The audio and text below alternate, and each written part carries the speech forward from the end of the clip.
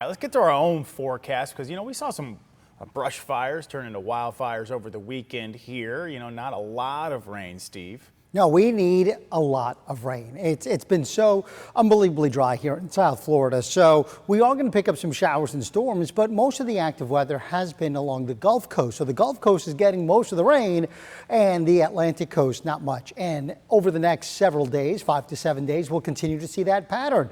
A couple of morning showers along the East Coast, but then the really heavy rain back across Lake Okeechobee and over towards the Gulf Coast. All right, so here's the live look outside Boca Raton, FAU Stadium. Certainly starting off on the warm side this morning with temperatures in the 80s along the coast. We do have an onshore wind, so once again the sea breeze will work its way across the peninsula, and during the afternoon hours any thunderstorm that develops should be closer to Lake Okeechobee and eventually over onto the western side of the lake. And any storm that does develop today could be on the strong side. We do have a little extra energy coming in the upper levels of the atmosphere. In the meantime, we're tracking a couple of spotty rain showers offshore, so we could have a couple of quick moving rain showers coming in during the morning commute. Keep that in mind. Not enough to really slow things down, but enough to make the roads slick. So something that we'll have to watch as we head throughout the morning commute. But we're also watching deeper tropical moisture way back here, and that's going to start to work its way into South Florida as we head into tomorrow. So for tomorrow, we're going to have a much better chance of picking up some showers and storms as that moisture works its way across South Florida.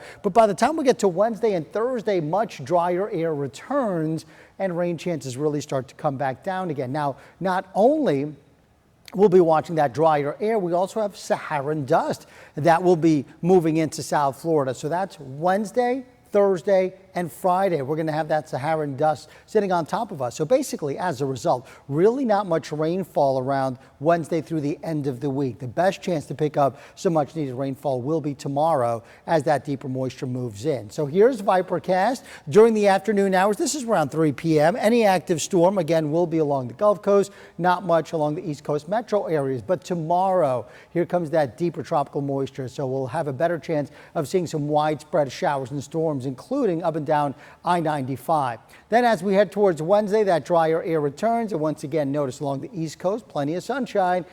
However, along the West Coast and over onto the western side of the lake, that's where we're going to pick up all of that much needed rainfall. All right, so with that said, for today, a daytime high of 90 degrees, a 40% chance of a shower or a storm, but any active weather along the coast should be during the morning hours. Then everything moves inland. Tomorrow, rain chances up to 60%, and then Wednesday, Thursday, Friday, here comes that Saharan dust, and once again, not much rain in the forecast.